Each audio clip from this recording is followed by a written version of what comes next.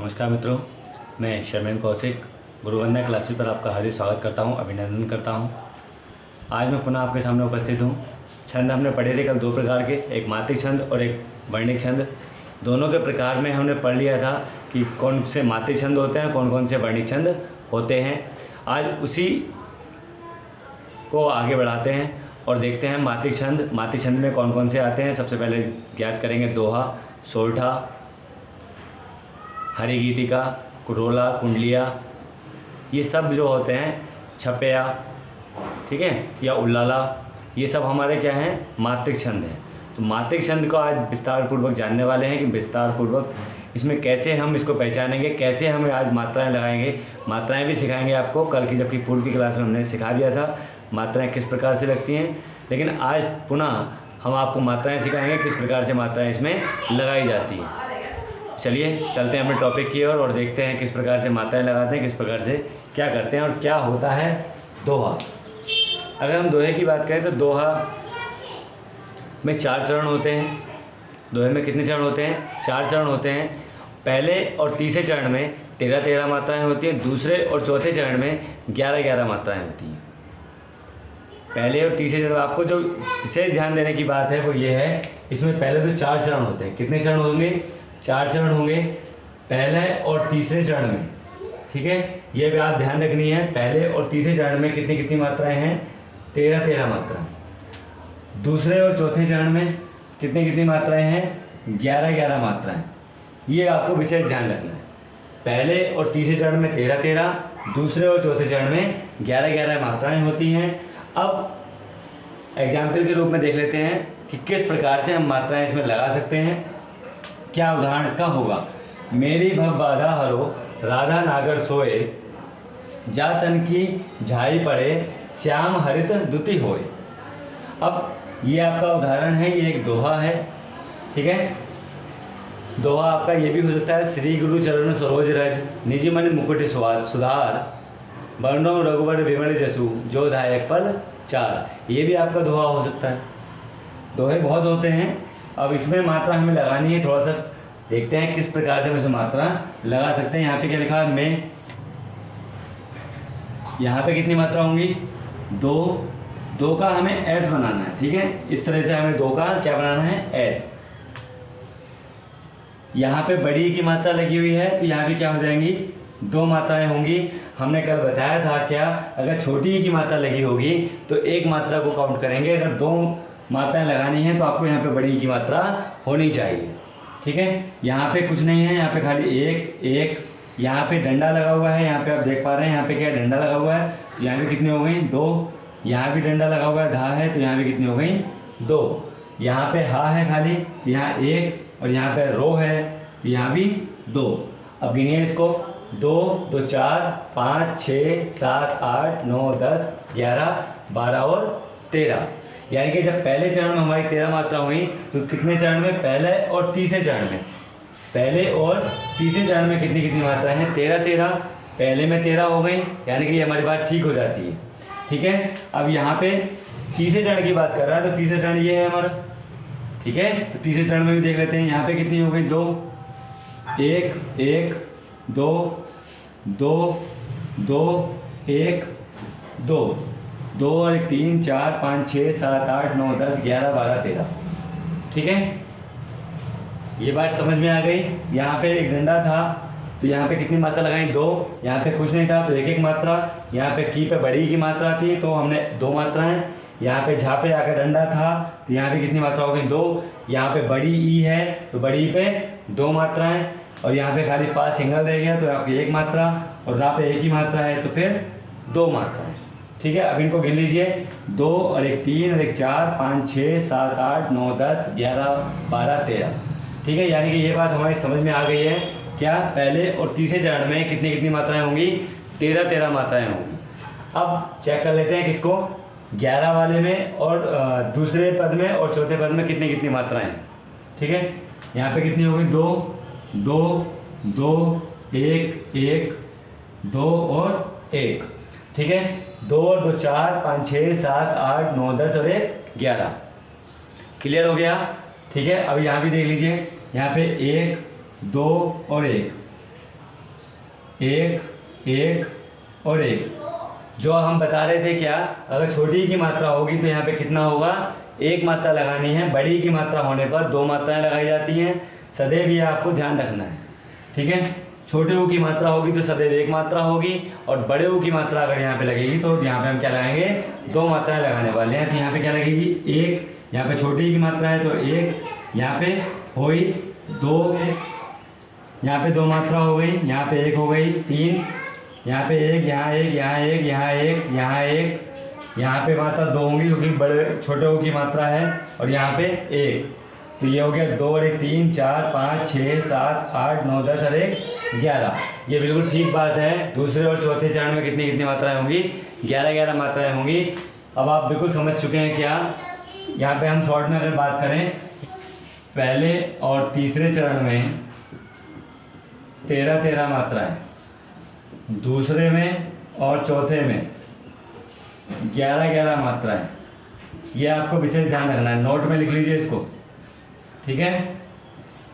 Note, पहले और तीसरे में 13, दूसरे और चौथे में 11 मात्राएं।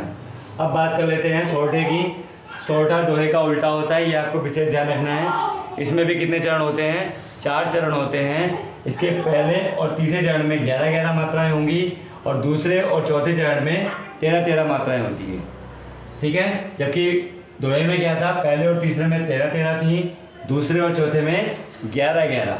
ये इसका क्या है, जस्ट उल्टा है, ठीक है। इसके पहले और तीसरे चरण में 11, दूसरे और चौथे चरण में 13 मात्राएं होती हैं। अब यहाँ पे देख लीजिए, उदाहरण के माध्यम से समझते हैं।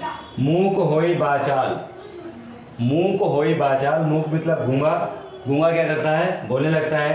पंगु चढ़े गिरिवन गहन, जो पंगु यानी कि लंगड़ा, लंगड़ा क्या करने लगता है, गिरिवन। गिरिवन का मतलब होता है जो पहाड़ होते हैं उसको चढ़ने लगता है। जासु कृपा सो दयाल, जिस पर कृपा हो जाती है, किसकी, परमेश्वर की, भगवान की, दयाल की, ठीक है। द्रवो सकल काली मल दहन, ठीक है। अब इसको हम कर लेते हैं, कैसे हम इसमें मात्राएं लगा सकते हैं वो देख लेते हैं। यहाँ पे क्या है, बड़े ऊ की मात्रा है तो यहाँ पे 2 हो जाएगी, यहाँ पे का है तो 1, यहाँ पे 2, यहाँ पे 1, यहाँ 2, यहाँ 2, यहाँ 1। पा के ऊपर बिंदी लग रही है, हमने कल बताया था जब भी अनुस्वर लगेगा तो वहाँ पे कितनी मात्राएं होंगी, 2। और यहाँ पे छोटू की मात्रा है तो यहाँ पे 1, ठीक है। चढ़ाई पे 1 1 1 1 1 1 1 1 1 1। अब गिन लीजिए इसको, 2 और 1 3 4 5 6 7 8 9, 2 और 1 3 4 5 6 7 8 9 10 और 1 11, ठीक है। ये मात्राएं कितनी हो गई हमारी, 11। यानी कि पहली बात बिल्कुल सही है, क्या पहले चरण में कितनी मात्राएं हैं, 11 मात्राएं हैं। अब हम इसको देख लेते हैं कितनी मात्राएं हैं, 2 और 1 3 4 5 6 7 8 9 10 11 12 13।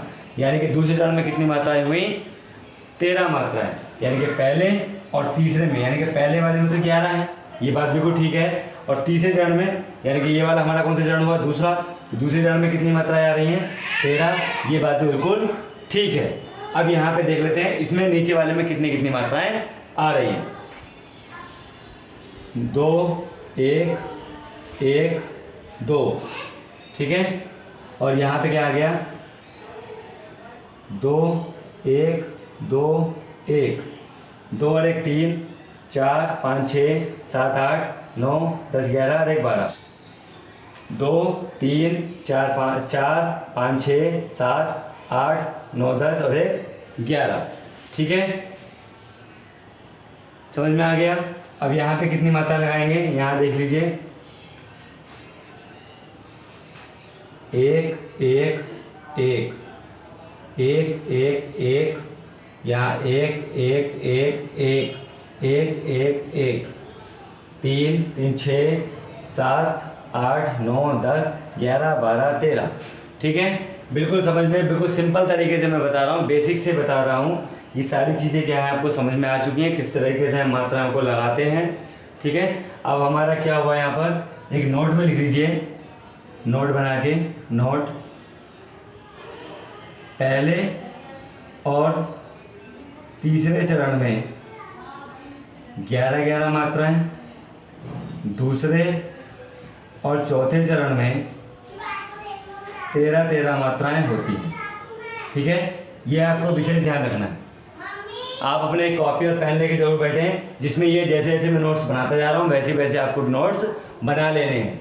ठीक है, अब जैसे ही आप इसको देखेंगे, पहला और तीसरे में आपको पूरी डेफिनेशन पढ़ने की आवश्यकता नहीं होगी, सिर्फ यहाँ देखेंगे पहला और तीसरा 13, दूसरा चौथा 11। इसी प्रकार से यहाँ देखेंगे पहला तीसरा 11, दूसरा चौथा 13। ठीक है, आगे देख लेते हैं। अब आगे बात करनी है हमें चौपाई की। चौपाई में 4 चरण होते हैं। ठीक है, 4 चरण में, प्रत्येक चरण में इसमें 16 मात्राएं होती हैं। ये विशेष ध्यान रखना है कितना, इसमें 4 चरण होते हैं, प्रत्येक चरण में 16 मात्राएं होती हैं। कितनी मात्राएं हैं? 16 मात्राएं। अब मात्राओं को लगाना हम सीख चुके हैं, अभी अगर नहीं सीखा है तो और देख लेते हैं, एक बार मात्राएं और लगाते हैं किस प्रकार से हमें सीखनी है।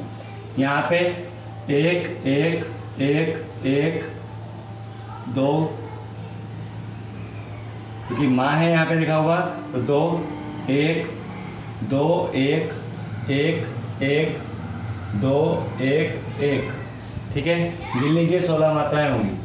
1 2 1 2 3 4 5 6 7 8 9 10 11 12 13 14 15 16।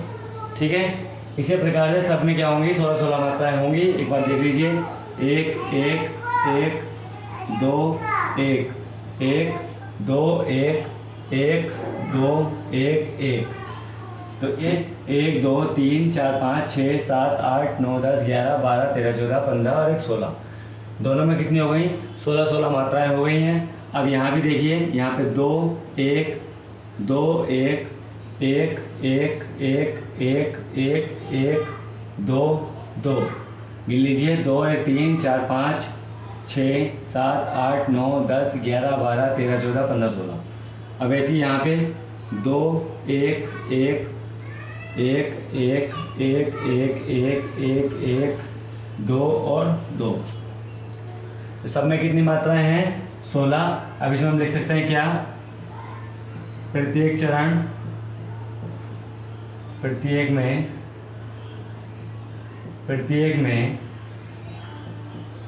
16 मात्राएं, 4 चरण। ठीक है, ये बात आपको ध्यान रखनी है। प्रत्येक में 16 मात्राएं, कितने चरण हैं? 4 चरण हैं। ये आपको विशेष ध्यान रखना है। अब मात्राएं आप सीख चुके हैं किस प्रकार से मात्राएं लगाई जाती हैं। बात कर लेते हैं रोला की। इसमें भी कितने चरण होते हैं? 4 चरण होते हैं। और प्रत्येक चरण में कितनी मात्राएं होती हैं? 24 मात्राएं होती हैं। अब आप इसमें लगा सकते हो मात्राएं। ठीक है, अब इसमें एक चीज़ और कह रहा है, 24 मात्राएं तो होती हैं, लेकिन 11 और 13 मात्राओं पर विराम होता है, विराम या फिर यति। ठीक है, या तो विराम बोल सकते हैं हम या फिर यति बोल सकते हैं। यति का मतलब होता है ठहराव, थोड़ा सा क्या होता है, हल्का सा रुक के आगे चलना। ठीक है, तो ये इसमें आप मात्राएं खुद लगा सकते हैं। जैसे हमने ऊपर मात्राएं लगाई हैं वैसे ही क्या लगा सकते हैं, नीचे भी मात्राएं लगा सकते हैं। आगे और देखते हैं, बात करते हैं अगले बर्वे की। इसमें 4 चरण होते हैं। प्रत्येक चरण में, ठीक है, जो पहला, प्रत्येक चरण नहीं कहेंगे यहाँ कहेंगे पहला और तीसरे चरण में 12 मात्राएं। ठीक है, पहले और तीसरे चरण में कितनी? 12 मात्राएं। दूसरे और चौथे चरण में 7 मात्राएं होती हैं। मात्राएं लगाना आप लोगों को सबको सिखा दिया गया है, किस तरीके से मात्राएं लगती हैं ये सब आपको जानते हैं। कैसे? 2 1 2 1 1 1 2 1 1। ठीक है, 1 2 2 1 1। गिन लीजिए इनको, 2 और 1 3 4 5 6 7 8 9 10 11 12। ठीक है, पहले चरण में कितनी हो गई? 12। तीसरे चरण में भी कितनी होंगी? 12 होंगी। यहाँ पे जो दूसरा चरण है वो कितनी है? 1 2 3 3 3 3 और 2 5 और 2 7। ठीक है, यहाँ पे जब दूसरे चरण में 7 है तो चौथे चरण में भी कितनी होंगी? 7 होंगी। ठीक है, अभी आप समझ चुके हैं। अब यहाँ पे देखिए, कुंडलियाँ देख लेते हैं। कुंडलियाँ क्या होता है? इसके 6 चरण होते हैं। कितने चरण होते हैं? 6 चरण होते हैं और प्रत्येक चरण में 24 मात्राएं होती हैं। कितनी मात्राएं होती हैं? 24 मात्राएं होती हैं।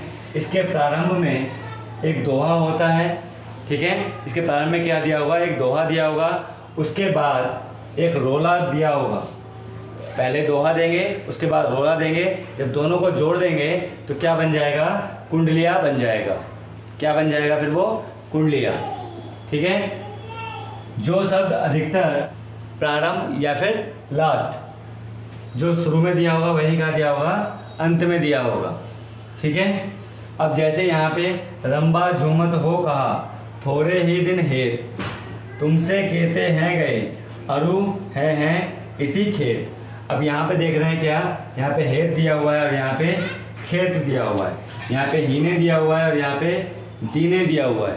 यहाँ पे अचंबा दिया हुआ है और यहाँ पे रंबा दिया हुआ है, ठीक है। यानी कि पहला और ये वाला जो पहला वाला दिया हुआ है ये हमारा क्या है? दोहा है। और ये जो 4 लाइनों का नीचे दिया हुआ है ये क्या दिया हुआ है? रोला दिया हुआ है। इन दोनों को क्या किया? जोड़ दिया और जोड़ने के बाद क्या बन गया हमारा? ये कुंडलिया बन गया, ठीक है। प्रत्येक चरण में कितनी मात्राएं होती हैं? 24 मात्राएं होती हैं। अब बात करते हैं हरि गीतिका की। हरि गीतिका क्या है? इसमें 4 चरण होते हैं। प्रत्येक चरण में 28 मात्राएं होती हैं। कितनी मात्राएं हैं? 28।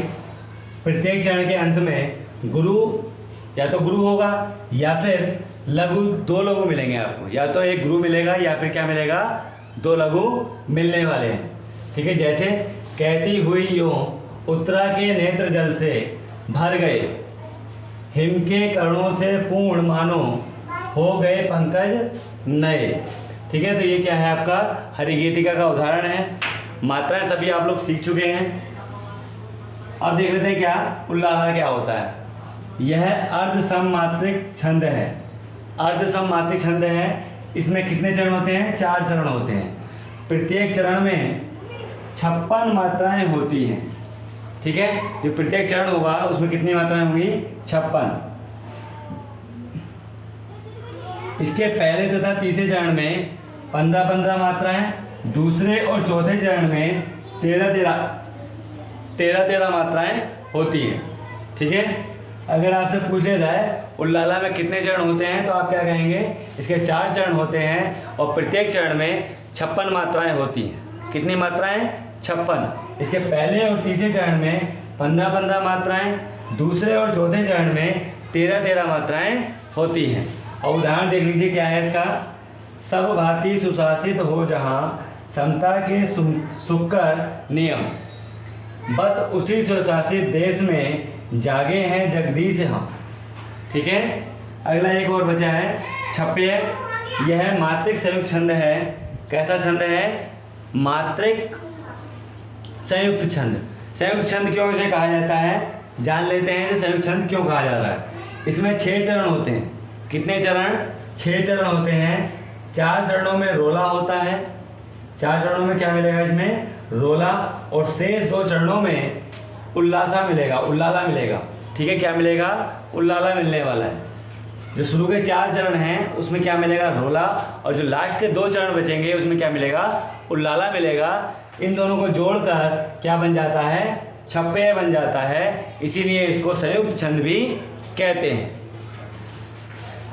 मात्रिक छंद में जितने थे सारे के सारे मैंने करा दिए हैं। कल आपको वार्णिक छंद के रूप में बताएंगे वार्णिक छंद क्या है और किस प्रकार से वार्णिक छंद को हम पहचान सकते हैं, क्या उसकी परिभाषा होती है। कल वार्णिक छंदों की बात करेंगे। तो मित्रों ये क्लास कैसी लगी? लाइक और शेयर करना ना भूलें। यदि आप मेरे चैनल पर नए हैं तो सब्सक्राइब ज़रूर कर लें चैनल को, जिससे मेरी नोटिफिकेशन आप तक जल्द से जल्द पहुंच सके। धन्यवाद।